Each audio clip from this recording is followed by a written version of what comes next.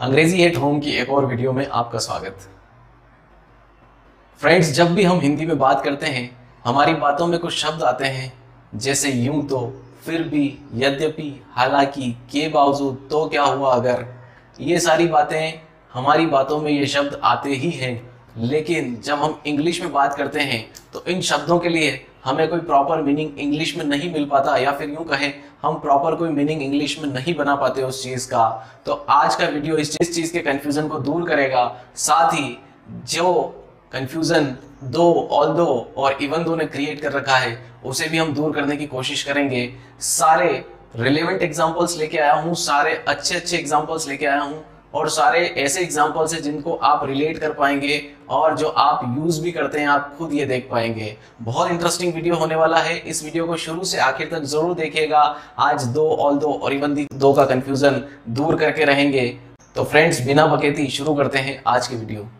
आज का टॉपिक हम एक ग्रामर के टॉपिक की तरह नहीं पढ़ेंगे। आज हम देखेंगे कहाँ एक लैंग्वेज के अंदर कुछ ऐसे शब्द हैं जिनको हम सोचते हैं कि शायद हमें ग्रामर नहीं आती है, इस वजह से हम इन वर्ड्स का यूज नहीं कर पाएंगे, या फिर इनका क्या रूल है और ये हो सकता है हम सही यूज कर पाए ना कर पाए। इस चक्कर में, इस वजह से हम इन्हें यूज ही नहीं करते हैं। याद करिए आपने कब बात करते वक्त दो, ऑल्दो या इवन दो का यूज किया होगा।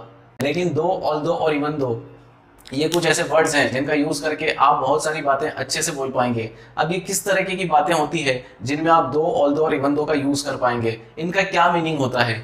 क्या इनका मीनिंग यद्यपि, हालांकि, यूं तो, फिर भी, तो क्या हुआ अगर, के बावजूद, लेकिन, तब भी, इनमें से कौन सा मीनिंग इसमें फिक्स बैठता है या प्रॉपर कौन सा मीनिंग इनका है, ये हम समझ नहीं पाते हैं या फिर इसका जवाब हमें नहीं मिल पाता। तो फ्रेंड्स, मैं एग्जांपल्स के थ्रू आपको बताऊंगा कि इनमें बेसिकली क्या यूज है और इनका प्रॉपर यूज कैसे होता है। वाकई में इनमें कोई डिफरेंस होता भी है या नहीं होता है, तो हम ये सारी बातें आज सीख के रहेंगे। तो फ्रेंड्स, हम एग्जांपल्स के थ्रू इनको समझने की कोशिश करते हैं। जैसे मैं कहता हूं, इतनी मेहनत के बाद भी मैं असफल हुआ। के बाद भी, इतनी मेहनत के बाद भी, हमने कहा ना जैसे के बाद भी या के बावजूद एक ही बात है। तो इस तरह की बातें हम करते हैं, लेकिन इसको बनाए कैसे, इसको ट्रांसलेट कैसे करें। जब हम इंग्लिश बोले तो इसको कैसे लिखें या कैसे बोले। तो इसमें फ्रेंड्स आप इन तीनों के तीनों चीजों का यूज कर सकते हैं, इन तीनों वर्ड्स का यूज कर सकते हैं इस सेंटेंस को बनाने के लिए। मैं तीनों से बताऊंगा, तीनों से कैसे इस चीज को बनाया जा सकता है। जैसे मैं दो का यूज करके इस सेंटेंस को बनाता हूं, इतनी मेहनत के बाद भी मैं असफल हुआ, तो मैं इसे कहूंगा though I tried hard I failed. Though I tried hard I failed, मैं इस तरीके से दो का यूज कर सकता हूं। अब मैं सेम ऑल्दो का यूज भी यहां कर सकता हूं, although I tried hard I failed. तो अब आप सोचेंगे इसमें डिफरेंस क्या हुआ। तो फ्रेंड्स, डिफरेंस इसमें केवल फॉर्मल और इनफॉर्मल का है। ये जो दो है ये आप इनफॉर्मल तरीके से यूज कर सकते हैं, यानी कहीं लिखा पढ़ी नहीं हो रही है, कहीं पे आपको लेटर नहीं लिखना है, कहीं पे आप किसी ऑफिसर के सामने बात नहीं कर रहे हैं, या फिर यूं कहें कि आपके कोई बराबर वाला व्यक्ति है, आपके व्यवहार वाला है, आपके रिलेशनशिप वाला है, तो वहां पर आप दो यूज करिए आराम से। ऑल्दो आप वहां यूज करिए जहां पे आपको फॉर्मेलिटी निभानी हो, जहां पर कोई लिखना है, कुछ ऐसे लिखना है, पैराग्राफ राइटिंग करना है, इस टाइप की चीजें जहां लिखनी है वहां पे आपको ऑल्दो का यूज करना है। ऑल्दो यहाँ पर आज की डेट में दो ज्यादा यूज करते हैं लोग, ऑल्दो मुश्किल से ही कोई यूज करता है, ठीक है। अब आप कहेंगे इवन दो कैसे यूज कर सकते हैं। इवन दो भी मैं यहाँ यूज कर सकता हूं, लेकिन आप समझिए यहाँ पे दो बातें हैं। इतनी मेहनत के बाद भी मैं असफल हुआ, ये दो बातों में एक कॉन्ट्रास्ट है, ठीक है। ये सेंटेंस है दो और दोनों में एक कॉन्ट्रास्ट है, यानी कि एक बात कुछ और कहती है, दूसरी बात कुछ और कहती है। वो कहता है कि मैंने मेहनत बहुत की लेकिन मैं असफल हो गया, मैं फेल हो गया। तो यहाँ इन दोनों बातों में डिफरेंस है, एक बात कुछ और कह रही है, दूसरी बात कुछ और कह रही है। तो ऐसी जगह पर हमें क्या करना पड़ता है, ये जो कॉन्ट्रास्ट के सेंटेंसेस होते हैं इनके अंदर हमें कॉन्ट्रास्ट दिखाना होता है। अब दिखाना कैसे है वो अपने ऊपर है, मैं दिखाना चाहता हूं मैं कितना इसमें फर्क पैदा करूं, ठीक है। तो ये दोनों तो सेम डिफरेंस क्रिएट करेंगे, लेकिन इवन दो लगाने से इनमें डिफरेंस ज्यादा बढ़ जाएगा। यानी मैं बताना चाहता हूं कि ये बिल्कुल जमीन है और ये बिल्कुल आसमान है, इतनी तरह की डिफरेंस वाली बात हो गई, इस तरह की बात हो गई। तो ऐसे केसेस में हम इवन दो का यूज कर सकते हैं। हम क्या कह रहे हैं, आपको फॉर्मल के अंदर ऑल्दो यूज करना है और इनफॉर्मल के अंदर दो यूज करना है। कैसे, सेंटेंस के शुरू में लगा दो, किस तरीके से, दो I tried hard I failed. आप इसको उलट पलट करके भी बोल सकते हो, आई failed though I tried hard. आप दो को बिल्कुल पीछे भी बोल सकते हो, आई ट्राइड हार्ड आई फेल्ड दो, किसी भी तरीके से बोल दो, मीनिंग चेंज नहीं होगा। ये जो दो हम लास्ट में लगाएंगे वो तो बिल्कुल ही बोलचाल वाली भाषा है, सिर्फ बातचीत वाली भाषा में यूज किया जाता है इसको, जब हम दो को लास्ट में लगाते हैं। इस तरीके से सेंटेंस बन गया। अब अगला सेंटेंस बनाते हैं। मैं कोशिश पूरी करूंगा लेकिन समय पर पूरा करने का वादा नहीं कर सकता। लेकिन हम लेकिन कितने ही वाक्यों में बोलते हैं, कितने ही तरीके से बोलते हैं। अब एक लेकिन के लिए हम बट का यूज करते हैं।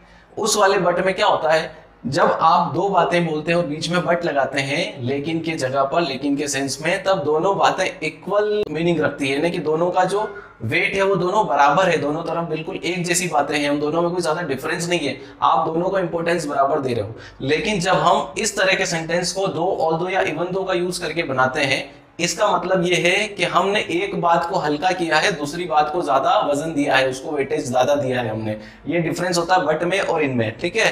तो यहाँ पर जैसे मैं बोलता हूं, मैं कोशिश पूरी करूंगा लेकिन समय पर पूरा करने का वादा नहीं कर सकता। मैं कैसे कहूंगा, though I will try hard, though I will try hard, I can not promise you to get this done in time. इस तरीके से बोल सकते हैं, although I will try hard, I can not promise you to get this done in time. मैं उसको समय पर पूरा करने का वादा नहीं करता। तो ये बात हमने कह दी। दो ऑल्दो लगाकर इवन दो लगा देंगे तो ज्यादा डिफरेंस हो जाएगा कि मैं बिल्कुल कोशिश करूंगा लेकिन बिल्कुल मैं कह नहीं सकता कि भाई तुम्हारा काम होगा या नहीं होगा, मैं बिल्कुल इस बात में श्योर नहीं हूँ। श्योरिटी बिल्कुल खत्म हो गई, एक का कॉन्ट्रास्ट बिल्कुल ज्यादा हो गया डिफरेंस। इस तरीके से हम बोल सकते हैं। जैसे मैं कहता हूं मुझे मीठा पसंद है, तब भी मैं ज्यादा नहीं खाता, तब भी का यूज करते हैं हम कई बातों में। तब भी बोलते हैं कि ऐसा है तब भी ये नहीं करता हूं, ऐसा है तब भी मैं ऐसा करता हूं, इस तरीके की बातें हैं। तो यहां पर भी हम क्या यूज करेंगे, इन तीनों में से जो मर्जी यूज कर लेंगे। मुझे मीठा पसंद है, दो I like sweet, I do not eat a lot. Though I like sweet, I do not eat a lot. Although I like sweet, I do not eat a lot. I like sweet, I do not eat a lot though. Even though I like sweet, I do not eat a lot. इन सब तरीके से हम इन sentence को बोल सकते हैं। अगला देखते हैं। तो क्या हुआ अगर मैं समय पर नहीं पहुंचा, पहला इनाम तो मुझे ही मिला, तो क्या हुआ अगर ऐसा हो गया, तो क्या हुआ अगर वैसा हो गया, इसके बाद भी ये तो होना ही था, या ऐसा ही हुआ। इस तरह की बातें हम कई बार बोलते हैं। कैसे बनाएंगे इसको, although I did not reach on time, although I did not reach on time, I got the first prize. Though I did not reach on time, I got first prize. I did not reach on time, I got first prize though. सब तरीके से हम बोल सकते हैं इसको। बस आप तो बोलिए, बोलने की कोशिश करिए। मेन बात यह है आप बोलने का प्रयास कीजिए और इन चीजों को यूज कर लिए। जो भी मैं आपको सिखाता जा रहा हूं उनको आप यूज, प्रैक्टिस में लाइए उन चीजों को, ठीक है। आप इसे यूं मत समझिए आपको सिर्फ मार्क्स लाने के लिए चीजें सीखनी है। फ्रेंड्स, अगर आप इसको आप प्रैक्टिस में लाएंगे, इसको आप व्यवहार में लाएंगे तो मार्क्स आना और ईजी हो जाएगा, क्योंकि वो तब आपके प्रैक्टिस में होगी, ठीक है। आगे देखते हैं। एक बच्चा होने के बावजूद वह एक अच्छा वक्ता है। एक बच्चा होने के बाद भी वह एक अच्छा वक्ता है ना। किसी भी तरीके से इस सेंटेंस को आप जरूर बोलते होंगे इस तरह के वाक्य के, ऐसा होने के बावजूद ऐसा है, ऐसा होने के बावजूद ऐसा हुआ, इस तरह की बातें आप बोलते हैं, ठीक है। तो कैसे बोलेंगे, although he is a child, he is a good speaker. Though he is a child, he is a good speaker. He is a child, he is a good speaker though. किसी भी तरीके से बोल दीजिए, सही होगा, गलत नहीं होगा बिल्कुल भी। ज्यादा डिफरेंस खड़ा करना है, इवन दो लगा दो, ज्यादा डिफरेंस क्रिएट हो जाएगा, दोनों में कॉन्ट्रास्ट बढ़ जाएगा एकदम। चलिए आगे देखते हैं।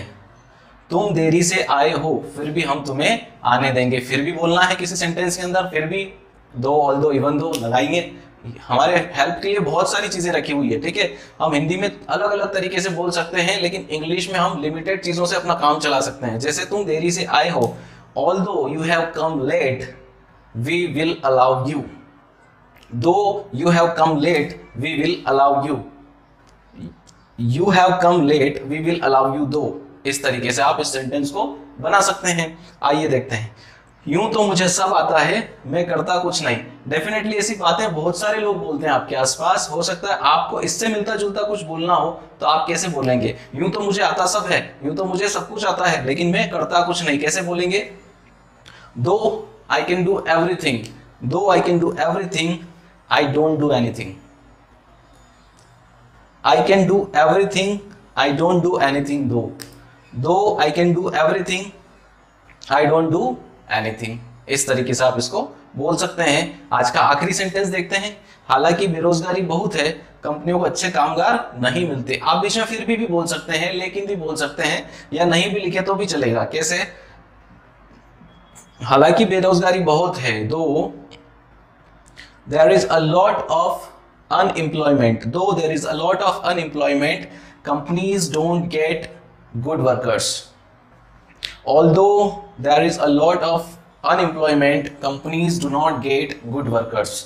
इस तरीके से हम दो, ऑल्दो और इवन दो का यूज कर सकते हैं बातचीत में। अब थोड़ा सा ग्रामर का नॉलेज ले लेते हैं। ग्रामर क्या कहती है? दो, ऑल्दो और इवन दो का यूज हम तब करते हैं जब दो सेंटेंसेस हो, या फिर वो ग्रामर कहती है दो क्लोज हो। दो क्लोज के वहां पर हम दो, ऑल्दो और इवन दो का यूज करेंगे। और जब दो चीजों को जोड़ने वाला, चाहे वो शब्द हो, फ्रेज हो, सेंटेंस हो, कुछ भी हो, उनको जोड़ने वाले चीज को ग्रामर की लैंग्वेज में कंजंक्शन कहते हैं।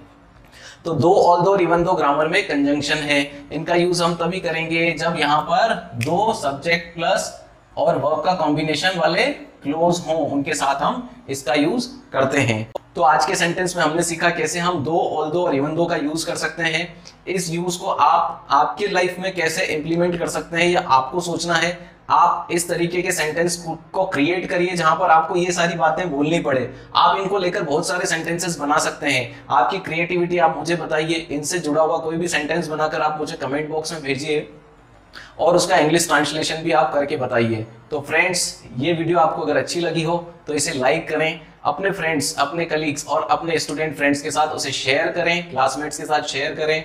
और हमारे चैनल से जुड़े रहने के लिए अंग्रेजी एट होम चैनल को सब्सक्राइब करके बेल आइकन को हिट जरूर करें।